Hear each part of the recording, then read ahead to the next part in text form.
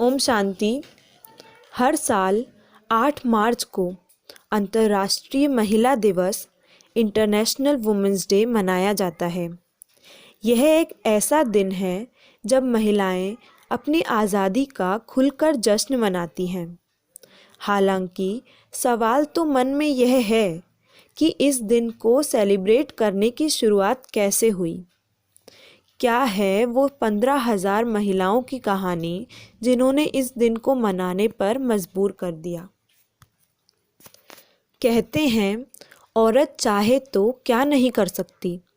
वह माँ, home maker, business women, teacher, doctor, engineer, police क्या नहीं है। महिला दिवस महिलाओं के इसी जज्बे को सलाम करता है। इस दिन अंतर्राष्ट्रीय स्तर पर महिलाओं की कामयाबी, दृढ़ता, सशक्तिकरण और उपलब्धियों का जश्न मनाया जाता है। महिलाओं के साथ होने वाले अन्याय पर आवाज़ उठाए जाने के साथ ही उनके सशक्तिकरण पर जोर दिया जाता है। यह त्यौहार हर वर्ष 8 मार्च के दिन मनाया जाता है। इतिहास में झांके तो महिलाओं के पास वो अधिकार और संसाधन नहीं थे जो पुरुषों के पास थे और जो महिलाओं को भी मिलने चाहिए थे। उनके काम के घंटे ज़्यादा थे, काम के अनुसार पैसे बहुत कम दिए जाते थे और वोट देने जैसे अधिकार भी उनके पास नहीं थे।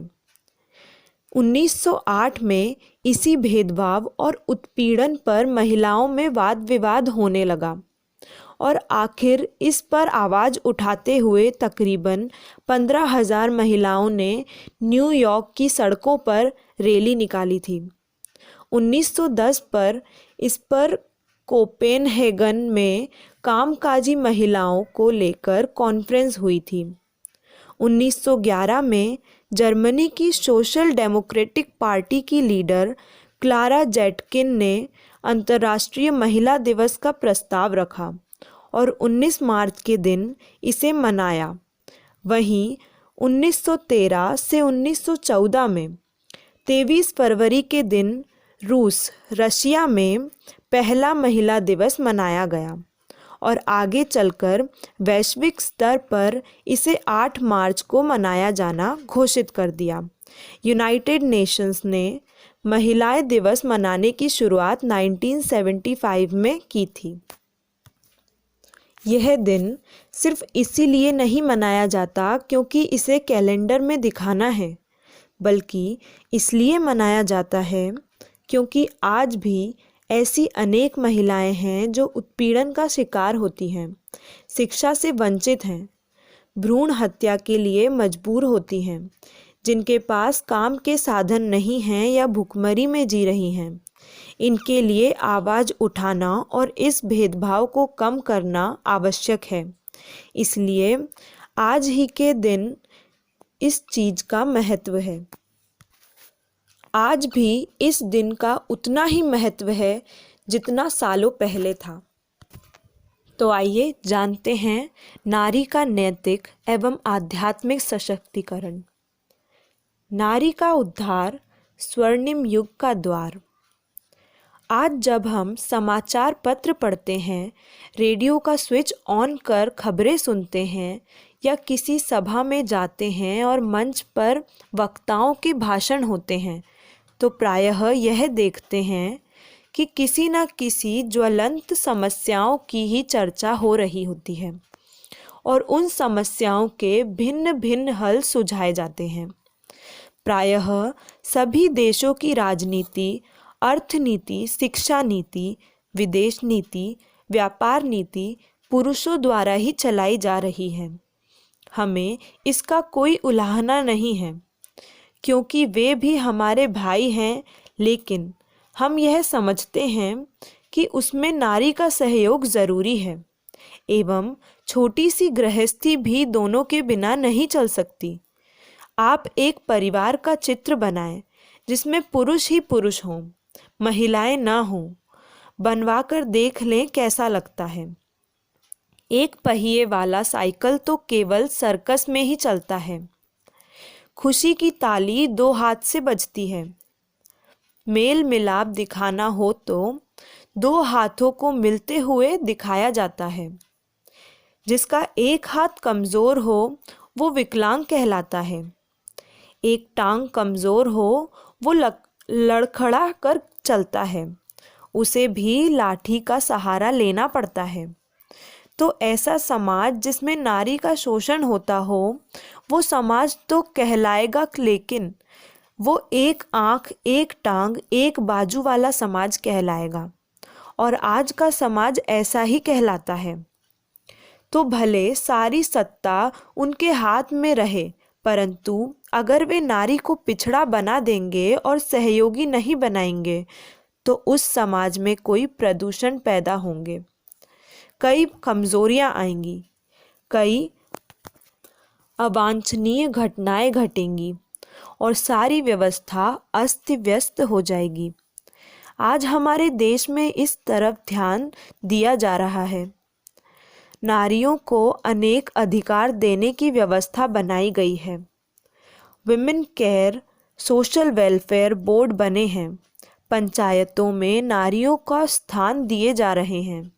परंतु हमारा कहना यह है कि नीतियाँ चाहे कितनी भी अच्छी हैं, परंतु इंसान की नीयत ही अगर साफ ना हो तो नीतियों से भी कुछ नहीं हो सकता।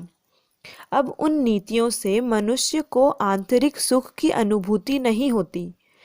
सुविधाएं चाहे मिलती हैं, साधन भले ही उपलब्ध हैं और नीतियां चाहे ठीक हैं, परंतु संतोष और सुख की सिद्धि नहीं होती है। इसलिए किसी ने कहा है, honesty is the best policy. समाज की हालत तब सुधरती है जब मानव सुधरता है। गरीबी तब मिटती है जब अंदर की गरीबी मिटती है। बाहर की दृष्टि तब बदलती है जब भीतर का चक्षु खुलता है। बाहर का अपराध तब रुकता है जब अंदर से साधुता आ जाती है। और यह सब तब होता है जब व्यक्ति के मन में आध्यात्म की किरण प्रवेश करती है, या जब उसके अंदर उजाला हो, जब वह बुद्धि में अपने लक्ष्य को समझता है, जीवन में अमूल्य मूल्य को पहचानता है, कर्म विकर्म के भेद से परिचित होता है, उसे कर्तव्य अकर्तव्य का बोध होता है, अच्छाई और बुराई की परिभाषा उसे मालूम होती है। इसे ही हम नैतिक मूल्य कहते हैं। माँ इसलिए माँ होती है क्योंकि उसमें वात्सल्य होता है। अगर वो अच्छा व्यवहार व बच्चों को प्यार दुलार देना बंद कर दे तो माँ शब्द निरर्थक हो जाएगा। उसका चरित्र विकास की, लालन पालन की जिम्मेवारी होती है। अगर वह यह जिम्मेवारी छोड़ दे तो कौन उसे मन की गहराई से माँ कहेगा। तो ये उस संदर्भ के मूल्य हैं। ऐसे ही समाज में प्रत्येक व्यवसाय के लिए नैतिक मूल्य हैं और मानव मात्र के लिए भी नैतिक मूल्य हैं। अगर मानव में दया न हो तो वह दानव कहलाता है। अतः दया एक मानवीय मूल्य है। यदि मनुष्य नियम और विधि विधान का पालन न करे तो उसके व्यवहार को पाशविक व्यवहार कहते हैं। इसलिए अनुशासन और नियम मनुष्य के लिए नैतिक मूल्य हैं। परंतु हर एक मनुष्य यह चाहता तो है कि मुझ में प्रेम हो, सद्भावना हो, दया हो, सेवा भाव हो, पवित्रता हो, परंतु चाहते हुए भी वो इन्हें अपने जीवन में ला नहीं पाता। जब वेगपूर्ण परिस्थितियाँ सामने आती हैं तो वो इनका पालन छोड़ देता है और समझता है यह प्रैक्टिकल हो नहीं सकता। इसके लिए मनुष्य को आध्यात्मिक सशक्तिकरण की ज़रूरत है, अर्थात उसका मनोबल सशक्तिशाली हो और आत्मा शक्तिशाली हो। जैसे जीवन को अच्छा बनाया चाहता है वैसे बना सके। आज जीवन में नैतिक मूल्य तो सब कहते हैं, लेकिन उनकी पालना के लिए आध्यात्मिक बल चाहिए। आध्यात्मिक बल लाने के लिए नैतिक मूल्यों का बल चाहिए। इसलिए आध्यात्मिक सशक्तिकरण और नैतिक सशक्तिकरण का संबंध है। आध्यात्मिक शक्ति तभी आएगी जब नैतिक शक्ति आएगी, और नैतिक शक्ति तभी आएगी जब आध्यात्मिक शक्ति आएगी। और जब ये दोनों शक्तियाँ आएंगी तब नारी शक्ति रूपा हो जाएगी और शक्ति कहलाएगी। पुरुष भी स्वयं में शक्ति जागरण करना चाहते हैं, परंतु शक्ति की केवल पूजा करते हैं। रात को जागते हैं, समझते हैं दैवी जागरण हो गया, परंतु वास्तव में दिव्य गुणों का जागरण ही दैवी जागरण है। आध्यात्मिकता और नैतिकता दोनों शक्तियाँ ज्ञान और योग से आती हैं। जब ज्ञान विवेक के रूप से प्राप्त होता है तब मनुष्य के जीवन में परिवर्तन की प्रक्रिया प्रारंभ हो जाती है और आसुरी शक्तियों की जगह दैवी शक्तियाँ प्रवेश करती हैं, अर्थात बुरी आदतों की जगह अच्छी आदतें आती हैं। अनैतिक मूल्यों की जगह नैतिक मूल्य आते हैं। नैतिक सशक्तिकरण होता है जब मन का संबंध परमात्मा से जुड़ता है, तब आध्यात्मिक सशक्तिकरण एनलाइटमेंट होता है। परमात्मा द्वारा आध्यात्मिक शक्ति की प्राप्ति होती है। जब एक नैतिक और आध्यात्मिक शक्ति जीवन में न हो तब तक मनुष्य को ठीक मार्ग नहीं मिलता, अर्थात वो जीवन की शक्तियों को ठीक कार्यों में नहीं लगा पाता। जैसे ड्राइवर को यह भी मालूम होना ज़रूरी है कि मंजिल पर पहुंचने के लिए गाड़ी को मोड़ना कहाँ है, ऐसे ही शक्तियों को भी सही दिशा में लगाने का ज्ञान होना ज़रूरी है।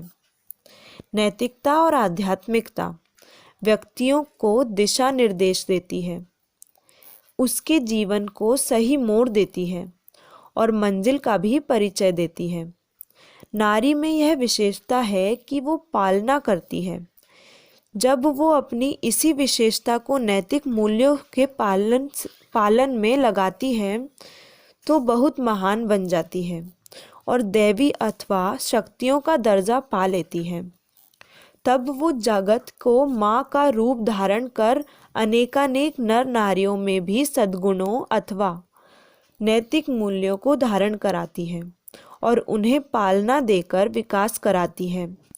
इस प्रकार समाज के कल्याण के लिए आवश्यक है कि समाज में नैतिक तथा आध्यात्मिक मूल्यों की स्थापना और पालना करें, और इस सेवा को करने के लिए आवश्यक है कि वो स्वयं में नैतिक और आध्यात्मिक गुणों की धारणा करें ताकि उसमें नैतिक और आध्यात्मिक बल आए।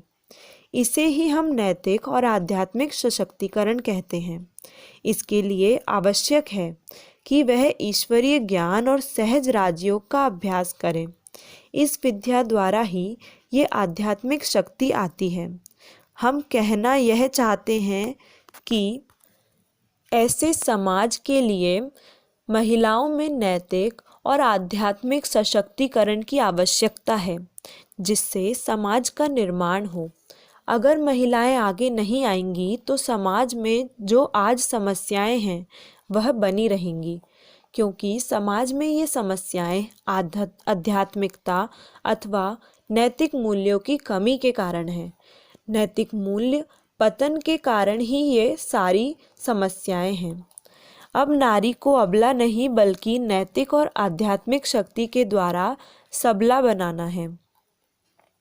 अब तक नारियां पुरुषों को सहयोग देती आई हैं। अब पुरुषों को चाहिए कि वे नारियों को इस कार्य में सहयोग दें। जैसे कि हमने शुरू में कहा, गाड़ी दो पहियों से चलती है। सही सलामत मनुष्य दो हाथ दो टांग वाला होता है। वैसे ही यह समाज महिला और पुरुष के सहयोग से चलेगा।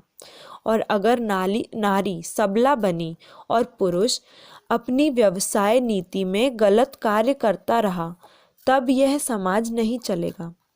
मनुष्य जीवन दुर्लभ है, लेकिन कमाल तो यह है कि कहते हैं मनुष्य कम पैदा करो।